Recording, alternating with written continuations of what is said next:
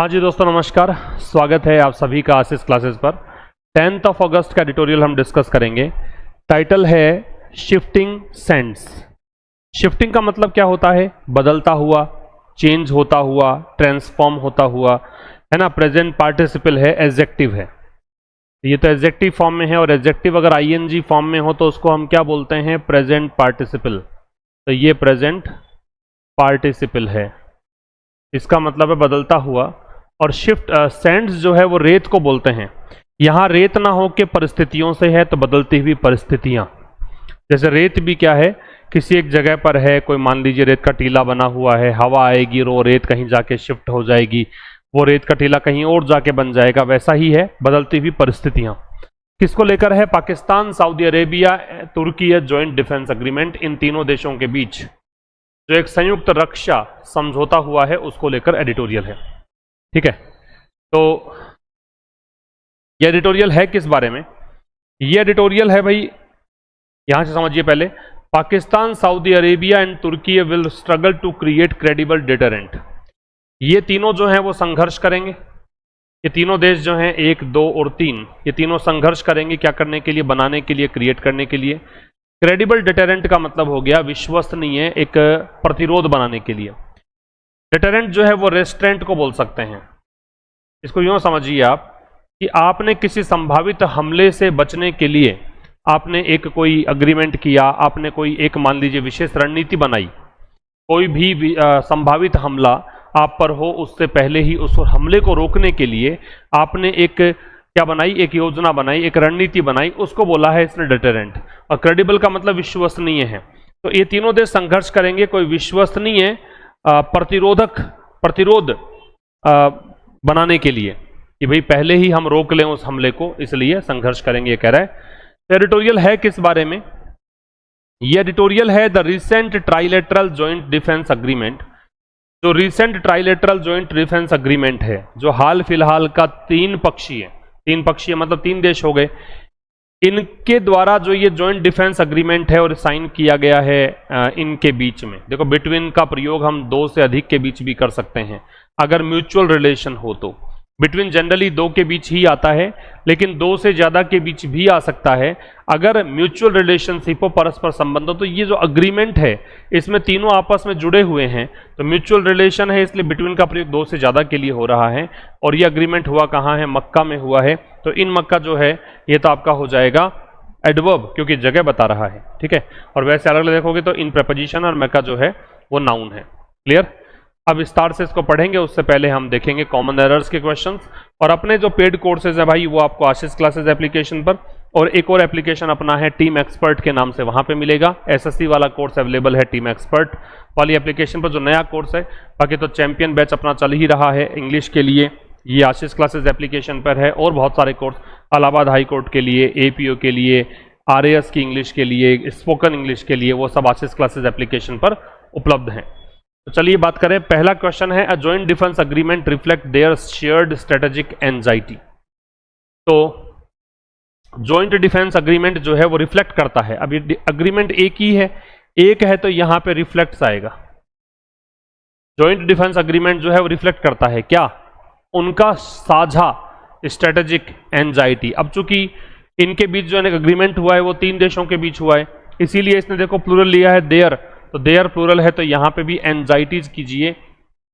उनकी जो रणनीतिक चिंताएं हैं, एंजाइटीज, उनकी जो रणनीतिक चिंताएं हैं वही प्लूरल होगी। ठीक है, तो उनकी जो साझा या मिलीजुली जो स्ट्रेटेजिक एंजाइटीज हैं उसको दर्शाती है, ये कहना चाहता है। अच्छा, अब यहां पे तो मैं अ जॉइंट एग्रीमेंट ही कहूंगा, लेकिन वैसे तो ये द जॉइंट एग्रीमेंट भी हो सकता है क्योंकि एग्रीमेंट हो चुका है। ठीक है, तो इसको हम बोलेंगे द जॉइंट डिफेंस एग्रीमेंट। अगला है सऊदी अरेबिया, हैव ना आके हैज आएगा क्योंकि एक ही देश का नाम है, हैज। डीप पॉकेट, अब या तो डीप पॉकेट्स करो इसको या अ डीप पॉकेट करो। डीप पॉकेट का मतलब है इसके पास फाइनेंशियल रिसोर्सेज बहुत ज्यादा हैं। ठीक है, पॉकेट में क्या करते हैं हम? पैसा रखते हैं। तो वैसे ही पॉकेट जो है वो ये काम कर रहा है कि इसके पास डीप पॉकेट है, इसका मतलब इसके पास बहुत सारे क्या है? पैसा, मतलब फाइनेंशियल रिसोर्सेज काफी सारे हैं। तो deep pockets and considerable influence, और इसका बहुत ज्यादा प्रभाव है किस पर? अक्रॉस द मुस्लिम वर्ल्ड, पूरे मुस्लिम दुनिया पर। अब दुनिया, मुस्लिम की दुनिया तो एक निश्चित हो गई, और वर्ल्ड से पहले वैसे भी हम द लगाते हैं, तो द मुस्लिम वर्ल्ड आपका आंसर होगा। तो ये दूसरा क्वेश्चन का आंसर हुआ। ये हमने क्या क्या किया? पहला काम किया हैव के स्थान पे हैज, क्योंकि सऊदी अरेबिया एक वचन है। दूसरा काम हमने किया कि यहाँ पे पॉकेट्स किया। तीसरा काम किया द लगाया। तो 3 कंट्रीज, अब ये 3 देश हैं, प्लूरल है, तो यहां आएगा कंट्रीज। कंट्रीज बहुवचन है तो यहां आएगा हैव, और प्लेज की थर्ड फॉर्म आएगी प्लेज्ड, क्योंकि ये प्रतिज्ञा की वर्ब है और हैव के साथ थर्ड फॉर्म आती है। टू के साथ बेस फॉर्म आएगी तो बोल्स्टर, आईएनजी हटेगा। कलेक्टिव सिक्योरिटी, तो देखो क्या कहना चाहता है, 3 देश जो हैं, ये तीनों देश, एक पाकिस्तान हो गया, एक सऊदी अरेबिया हो गया, एक तुर्की हो गया, इन्होंने प्रतिज्ञा की है क्या करने की? बोल्स्टर करने की। बोल्स्टर होता क्या है? इसका मतलब होता है स्ट्रेंथन, मजबूती देना, मजबूत करने की। किसको? कलेक्टिव सिक्योरिटी को, जो इनकी साझा सिक्योरिटी है, मिलीजुली जो सिक्योरिटी है, उसको बोल्स्टर करने के लिए। अगला क्या है? पाकिस्तान आर नहीं आके क्या आएगा? इज एक वचन है। एन नहीं आएगा, ए आएगा, क्योंकि न्यूक्लियर का जो साउंड है, न्यूक्लियर में न आएगा, और न जो है वो तो कॉन्सोनेंट साउंड है, इसलिए ए आएगा। अगर वाउल साउंड होता, स्वर ध्वनि होती, ऐसे ए तक की ध्वनि होती, तो एन लगाते। तो पाकिस्तान जो है एक न्यूक्लियर, अब ये ए आ जाएगा, एक न्यूक्लियर आर्म्ड कंट्री है। अब कंट्री एक वचन है तो यहां पे कंट्रीज ना के कंट्री करिए। विद पावरफुल मिलिट्री, जिसके पास एक शक्तिशाली क्या है? मिलिट्री है। ठीक है, तो यहां पे एक बात और, मिलिट्री भी एक की बात कर रहा है, तो अ पावरफुल मिलिट्री करिए। अगला है रीजनल पावर। अब रीजनल पावर या तो एक ही है, कोई क्षेत्रीय शक्ति, और यहां ए नहीं लगाया तो आप करिए रीजनल पावर्स। पावर्स करोगे तो यहां आएगा हैव, बहुवचन हो गया, और एच के साथ थर्ड फॉर्म, तो यहां आएगी begun, begin began begun, begin began begun, और बिगन के साथ में आईएनजी लगा दीजिए सीधा, लुकिंग बियॉन्ड। ठीक है, ट्रेडिशनल यूएस सिक्योरिटी, तो क्या कह रहा है? तो रीजनल पावर्स है, क्षेत्रीय शक्तियां हैं, उन्होंने शुरू कर दिया है। क्या शुरू कर दिया भाई? इन्होंने शुरू कर दिया है देखना, किसके परे देखना शुरू कर दिया है? Traditional US security umbrella. पहले देखते थे कि हमारी सुरक्षा अमेरिका करेगा, लेकिन अमेरिका की इन्होंने हालत देख ली ईरान युद्ध में, तो लगता है अमेरिका नहीं करेगा, तो इन्होंने स्ट्रेटेजी चेंज कर दी। ठीक है, तो यहाँ पे क्या आ जाएगा? यहाँ पे आपको करना पड़ेगा ट्रेडिशनल यूएस सिक्योरिटी अम्ब्रेला। ये पारंपरिक जो यूएस सिक्योरिटी अम्ब्रेला छाता होता है, जिसके अंदर सब आ जाएं, सब शामिल हो जाएं, है ना, इसलिए कह रखा है। तो ये रीजनल पावर्स, क्योंकि एक से ज्यादा शक्तियों की बात कर रहा है। हैव आएगा पावर्स को देखकर, एच के साथ थर्ड फॉर्म, बिगिन के साथ आईएनजी, ये सब गलतियां इसमें थी। तो अब आइए स्टार्ट करते हैं आज का एडिटोरियल। इस एडिटोरियल में जो पहला स्लाइड है, इसको पहले पढ़ेंगे आप, और इसके अंदर जो वर्ड्स हैं वो देख लो। एंजाइटीज का मतलब चिंता है, वरीज है, कंसर्न्स है। आर्किटेक्चर का मतलब है संरचना, स्ट्रक्चर या फ्रेमवर्क। प्लेस्ड जो है वो शपथ लेने को बोलते हैं। बोल्स्टर का मजबूत करना है, स्ट्रेंथन या बूस्ट करना है। फॉर्मिडेबल का दुर्जय या प्रभावशाली है। इंटिमिडेटिंग या पावरफुल है। अभी क्या कहना चाहता समझेंगे, और जो भी इस स्लाइड में नई चीजें होंगी उसको हम नोट डाउन भी करेंगे। ठीक है, करें स्टार्ट। देखिए, द जॉइंट डिफेंस अग्रीमेंट, जो एक संयुक्त रक्षा समझौता है, किसके द्वारा साइंड? जिसके ऊपर हस्ताक्षर किए गए इन 3 देशों के द्वारा। कहां पर? मक्का में। कब की बात है? 7 अगस्त की। ये पूरा यहां तक कहानी हो गई। अब ये अग्रीमेंट जो है वो सब्जेक्ट है, ये दिखाता है, दर्शाता है। रिफ्लेक्ट का मतलब होता है शो करना। ये दिखाता है, क्या दिखाता है? उनका, किनका? इन तीनों देशों का शेयर्ड एडजेक्टिव है, और अगर एडजेक्टिव थर्ड फॉर्म के रूप में आए तो पास्ट पार्टिसिपल है। स्ट्रेटेजिक भी एडजेक्टिव है, और एंजाइटीज नाउन है। एंजाइटीज मतलब वरीज होता है। तो इनकी मिलीजुली जो रणनीतिक चिंताएं हैं उनको दिखाता है। एंड द चेंजेस अंडरवे, और उन बदलावों को दिखाता है जो अंडरवे है। अंडरवे का मतलब है जो प्रोग्रेस में है, अंडर प्रोग्रेस है। कहां पर? वेस्ट एशिया के सिक्योरिटी आर्किटेक्चर में, पश्चिमी एशिया का जो सुरक्षा सिस्टम है ना, आर्किटेक्चर है, उसके अंदर। यहां तक की बात समझो पहले। इसका सीधी सीधी अगर बात करें तो यहाँ पे the joint defence agreement subject है, इसकी वर्ब रिफ्लेक्ट्स है, ये दर्शाता है प्रेजेंट सिंपल। पजेसिव एडजेक्टिव, ये आपका आगे नाउन होना चाहिए। नाउन ये रहा एंजाइटीज, और इसके लिए 2 एडजेक्टिव्स हैं। अब एक ही नाउन के पहले एक ही एडजेक्टिव है, जरूरी नहीं है, एक से ज्यादा एडजेक्टिव्स भी आ सकते हैं। तो ये दिखाता है उनकी मिलीजुली रणनीतिक चिंताएं।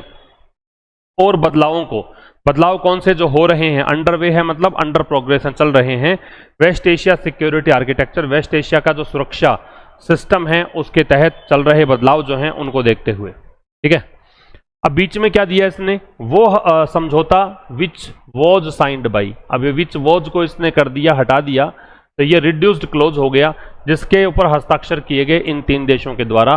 कहाँ किए गए, मक्का में, और कब किए गए, 7 अगस्त को। डेट लिखने का तरीका समझ लीजिए, पहले मंथ का नेम आता है फिर तारीख आती है ना, और पर्टिकुलर डे या डेट से पहले हम ऑन लगाते हैं, तो ये ऑन का प्रयोग है। और ये इन मक्का दे रखा है, ये प्लेस का नाम है। याद रखिए एडवर्ब ऑफ प्लेस और एडवर्ब ऑफ टाइम दोनों साथ अगर आते हैं, प्लेस भी दे रखा है टाइम भी दे रखा है, तो पहले प्लेस आएगा उसके बाद टाइम आएगा। याद रखना है आपको, पहले किसका काम करोगे, प्लेस का, उसके बाद क्या आएगा, टाइम आएगा। अगला देखो, द 3 कंट्रीज, तीनों देश। अब ये दय क्यों लगाया, क्योंकि तीनों देशों के नाम हमें पता है। ये तीनों देश जो हैं हैव प्लेस्ड, ये हेल्पिंग वर्ब, ये मैन वर्ब।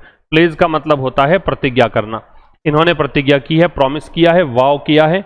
टू बोल्स्टर, क्या करने की प्रतिज्ञा, स्ट्रेंथन करने की, मजबूती देने की, किसको, कलेक्टिव सिक्योरिटी को, मतलब सामूहिक सुरक्षा को। एंड डेटरेंस, डेटरेंस का मतलब होता है क्या, डेटरेंस का मतलब होता है रिस्ट्रेंट, प्रतिरोध। एंड प्रोमिस्ड, और वादा किया है, to treat an armed attack, कि हम कोई भी आर्म्ड अटैक अगर होता है, ये नाउन है ये एडजेक्टिव है, कोई भी सशस्त्र हमला होता है, अगेंस्ट वन, किसी भी एक के खिलाफ, इन 3 में से किसी भी एक के खिलाफ, एज एन अटैक, तो उसको ट्रीट करेंगे, ट्रीट के साथ एज लगा हुआ है, उसको हम ट्रीट करेंगे एक ऐसे हमले के रूप में कि हम सभी पर ही हुआ है। अगर हम में से किसी एक पर हमला हुआ तो हम मान लेंगे कि हम सब पर ही हमला हुआ है। एक बार फिर समझिए, तीनों देशों ने प्रतिज्ञा की है कलेक्टिव सिक्योरिटी को बोल्स्टर करने की और डेटरेंस को बोल्स्टर करने की, प्रतिरोध क्षमता की, हमलों को रोकने की क्षमता।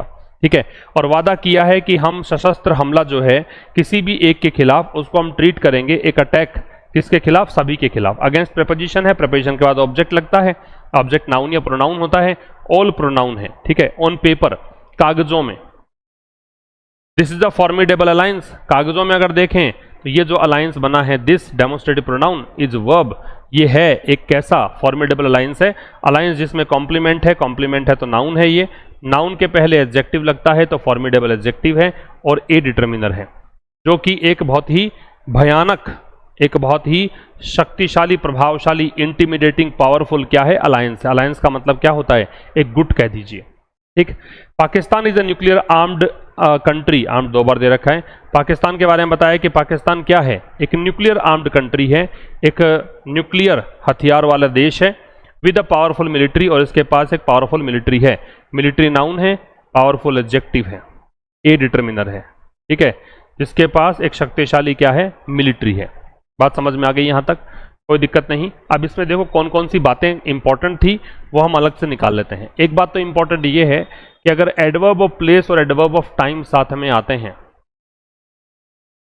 एडवर्ब ऑफ प्लेस और एडवर्ब ऑफ टाइम, ये दोनों अगर साथ में आए तो याद ये रखना है कि पहले नंबर पे एडवर्ब ऑफ प्लेस आएगा, दूसरे नंबर पे एडवर्ब ऑफ टाइम आएगा। एक बात।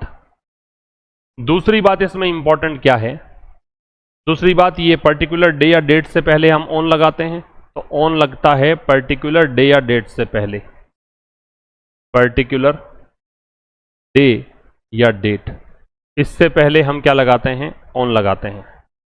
तीसरी बात, ट्रीट के साथ में हम एज लगा देते हैं कि ट्रीट आपने किया है, किस रूप में किया है। ठीक है, तो ये कुछ महत्वपूर्ण बातें इसमें थी, बाकी कुछ विशेष नहीं है। आगे चलें, देखिए इसको पढ़िए पहले खुद से। पहले स्लाइड में क्या क्या लिखा वो देखो। वर्ड्स में कंसिडरेबल है तो कंसिडरेबल का सिग्निफिकेंट, सब्सटेंशियल, काफी या महत्वपूर्ण, बहुत ज्यादा को या महत्वपूर्ण को बोलते हैं। कैपेबिलिटीज का मतलब क्षमताएं हैं, कॉम्पिटेंस या एबिलिटी है। पैक्ट का समझौता या संधि है तो अग्रीमेंट या ट्रीटी है। कैंपेन का अभियान है तो ऑपरेशन या मूवमेंट है। कोइंसिडेंस का चांस या एक्सीडेंट मतलब संयोग को बोलते हैं। ठीक है, अब देखिए, Saudi Arabia one of the world's largest crude oil exporters. अब यहां की बात को हटा दें तो आपको समझ में आएगा, सऊदी अरेबिया सब्जेक्ट है, हैज इसकी वर्ब है, और इस हैज का मतलब रखना। डीप पॉकेट्स, इसकी पॉकेट्स डीप हैं। डीप पॉकेट्स हैं, इसका मतलब इसके पास फाइनेंशियल रिसोर्सेज जो है बहुत ज्यादा हैं। ठीक है। एंड कंसिडरेबल इन्फ्लुएंस, और इसका कंसिडरेबल इन्फ्लुएंस है, कंसिडरेबल एडजेक्टिव है, इन्फ्लुएंस नाउन है, और इसका बहुत ज्यादा प्रभाव है किसमें, पूरे, इस अक्रॉस का मतलब है थ्रू आउट, प्रेपोजिशन है ये। द मुस्लिम वर्ल्ड, वर्ल्ड से पहले वैसे भी द लगाते हैं, मुस्लिम दुनिया पर इसका प्रभाव बहुत ज्यादा है। और तुर्की की बात करें तो तुर्की सब्जेक्ट हो गया, हैज वर्ब हो गई, an expanding military industrial base, ये इसके पास एक बढ़ता हुआ, एक्सपेंडिंग का मतलब इंक्रीजिंग कह सकते हो, ग्रोइंग कह सकते हो, मिलिट्री इंडस्ट्रियल बेस, सैन्य औद्योगिक बेस है इसका, इंक्लूडिंग प्रेपोजिशन है जिसमें शामिल है एडवांस्ड ड्रोन प्रोडक्शन कैपेबिलिटीज, इसमें एडवांस्ड काफी अग्रणी स्तर का ड्रोन प्रोडक्शन क्षमताएं शामिल हैं। फुल स्टॉप लग गया। बीच में देखो इसने कहा था one of the world largest crude oil exporters, Saudi Arabia जो है वो दुनिया के सबसे बड़े जो क्रूड ऑयल एक्सपोर्टर्स हैं, जो सबसे बड़े कच्चे तेल के निर्यातक हैं, उनमें से ये एक है। तो वन ऑफ द वाले केस में क्या होता है, एक तो नाउन है, प्लूरल आती है, तो देखो प्लूरल नाउन है, और एक ये होता है कि डिग्री सुपरलेटिव लगती है, तो डिग्री सुपरलेटिव दे रखी है। तो सऊदी अरेबिया जो दुनिया के सबसे बड़े कच्चे तेल निर्यातकों में से एक है, इसकी डीप पॉकेट्स हैं, डीप पॉकेट्स है इसका मतलब इसमें क्या है, इसके पास बहुत बड़े स्तर पे जो क्या कह सकते हैं फाइनेंशियल स्थिति है जो इसकी है बहुत अच्छी है। और दूसरा इसके पास कंसिडरेबल इन्फ्लुएंस है, मतलब एबल जिन वर्ड्स के एंड में लगता है वो एडजेक्टिव होते हैं, पता है आपको, बहुत ज्यादा इसका प्रभाव है किस पर, पूरे मुस्लिम दुनिया पर। और तुर्की की बात करें तो इसके पास एक बढ़ता हुआ, ये आईएनजी फॉर्म में अगर एडजेक्टिव दे रखा है तो प्रेजेंट पार्टिसिपल है, और थर्ड फॉर्म में एडजेक्टिव है तो पास्ट पार्टिसिपल है, बताया था मैंने पहले ही आपको। तो इसका बढ़ता हुआ मिलिट्री इंडस्ट्रियल बेस है जिसमें शामिल है ड्रोन प्रोडक्शन, ड्रोन प्रोडक्शन तो नाउन है, ड्रोन भी नाउन, प्रोडक्शन भी नाउन, और एक से ज्यादा नाउन है तो कंपाउंड नाउन है, और इसका एडजेक्टिव दे रखा है एडवांस्ड, उच्च स्तरीय, है ना, एडवांस स्तर का ड्रोन प्रोडक्शन कैपेबिलिटीज है, ये कैपेबिलिटीज भी नाउन ही है। ठीक है, आगे कह रहा है that the pact was announced, अब ये समझौता, पैक्ट का मतलब समझौता, और ये समझौता कौन सा, तो तीनों देशों के बीच हुआ है, तो दे लग गया।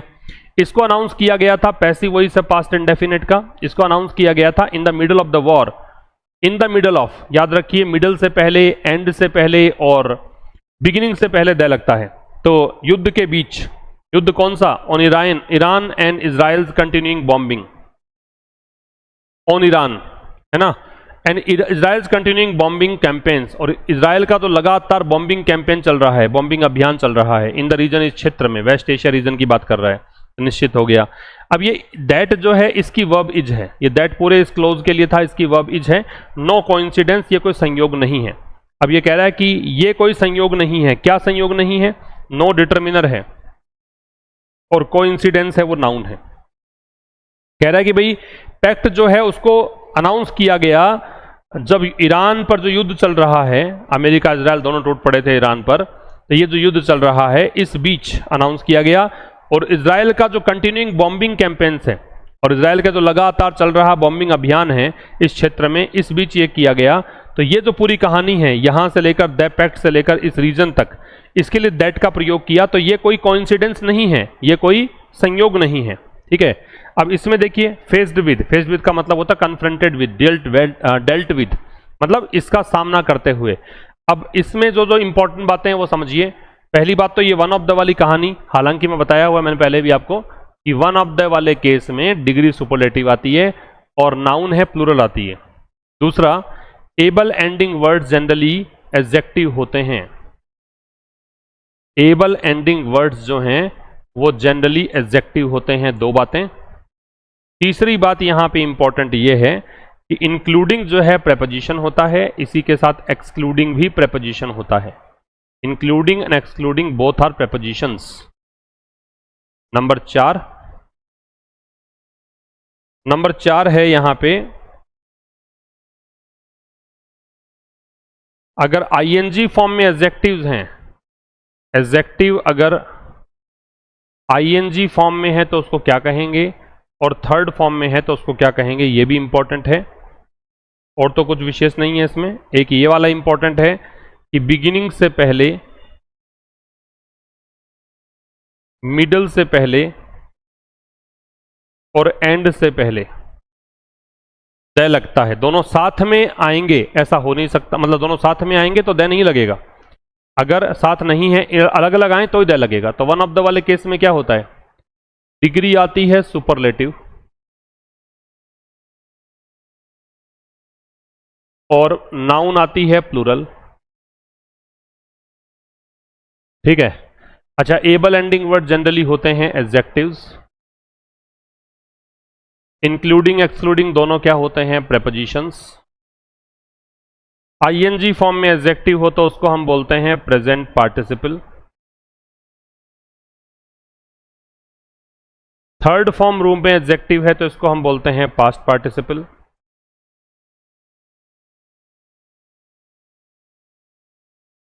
बिगिनिंग से पहले द लगेगा, मिडिल से पहले द लगेगा, एंड से पहले द लगेगा, लेकिन ऐसा नहीं होता है फ्रॉम बिगिनिंग टू एंड। ऐसा लिख दूं मैं फ्रॉम बिगिनिंग टू एंड तो यहां द नहीं आएगा, साथ में आएंगे तो द नहीं आएगा। ठीक है, ये कुछ बातें अहम थी इसमें सेकंड स्लाइड में। आइए थर्ड पर, फेस्ड विद से देखना है अपने को। पहले इसको एक बार आप पढ़ लीजिए खुद से।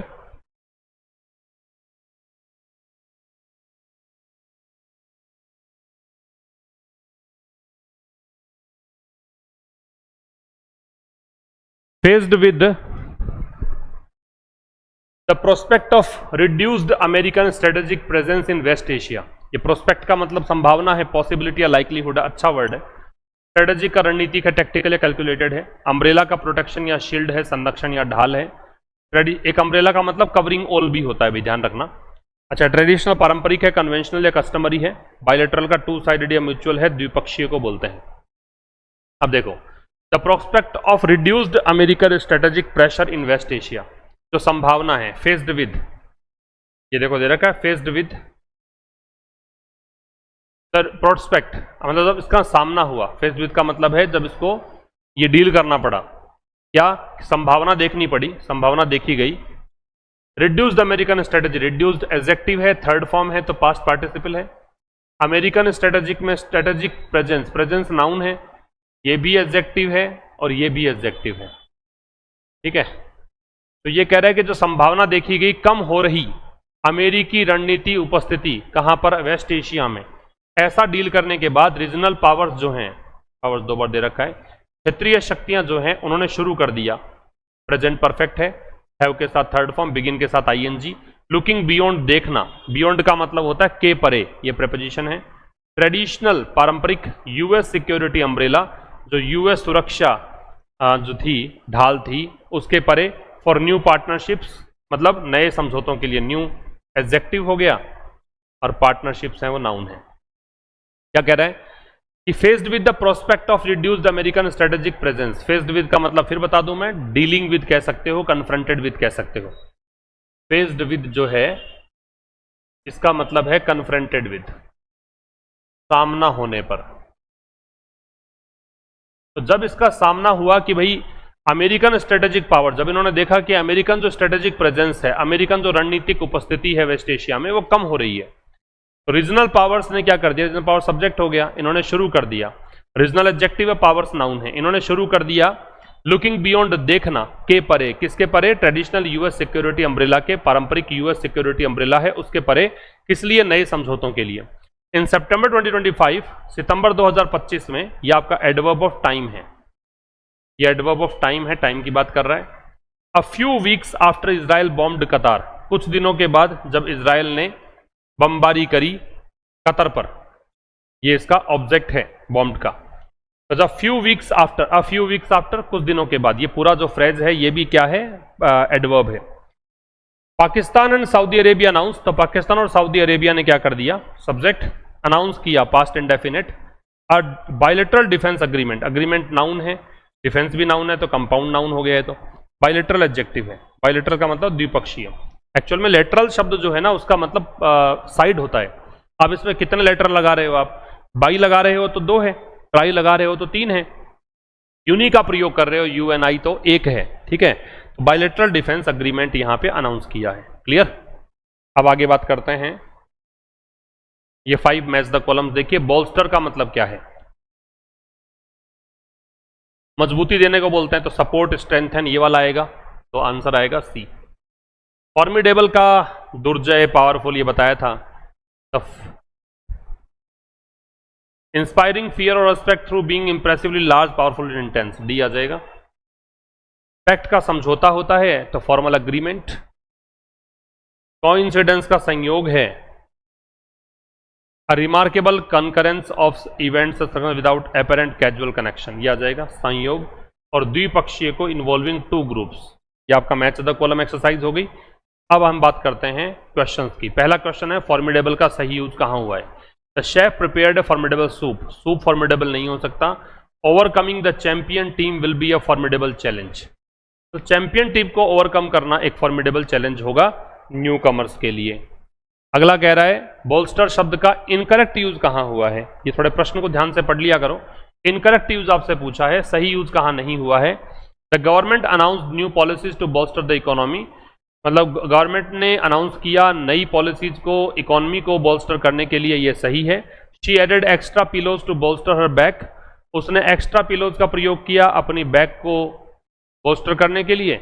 It's consistent lies help to bolster his reputation, उसके लगातार झूठ जो उसने बोला उससे उसकी रेपुटेशन सुदृढ़ हुई नहीं, ये गलत हो जाएगा। अगला प्रोस्पेक्ट का सही मीनिंग क्या है। प्रोस्पेक्ट संभावना है तो ये पॉसिबिलिटी या लाइकलीहुड। नेक्स्ट है fill in the blank with the most appropriate word. The three nations have formed a pact, समझौता। अगला है अपोजिट मीनिंग बता रहा है ट्रेडिशनल का, तो कन्वेंशनल कस्टमरी, ये तो हो जाएगा अनऑर्थोडॉक्स हो जाएगा, गैर परंपरावादी। अगला है according to the editorial which specific capability does Turkey bring to this new joint defence alliance, क्या इसकी स्पेसिफिक चीजें क्या बताई गई है। तो इसके पास एडवांस ड्रोन प्रोडक्शन कैपेबिलिटीज है तुर्की के पास। अगला है consider the following statements regarding the new alliance, जो नया गुट बना है उसके संदर्भ में आप बताइए कि भाई कौन कौन से स्टेटमेंट्स ठीक हैं। The agreement was signed in Mecca, ठीक बात है।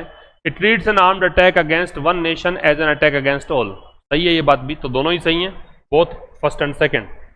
फिर 8 पूछा है what primary regional factor has catalysed these nations to look for new defence partnerships, कौन से प्राइमरी रीजनल फैक्टर हैं, प्राथमिक क्षेत्रीय फैक्टर कौन सा है जिसने कि प्रेरित कर दिया इन देशों को कि आप नई डिफेंस पार्टनरशिप करो। उन्होंने देखा कि भाई वेस्ट एशिया के अंदर अमेरिका की हालत खराब है, इसके कारण ऐसा इन्होंने किया। तो prospect of a reduced American strategic presence in West Asia, इसका चलते। What does the author imply by the phrase on paper this is a formidable alliance, इसने क्या कहा कागजों में, तो ये दुर्जय या शक्तिशाली एक अलायंस है।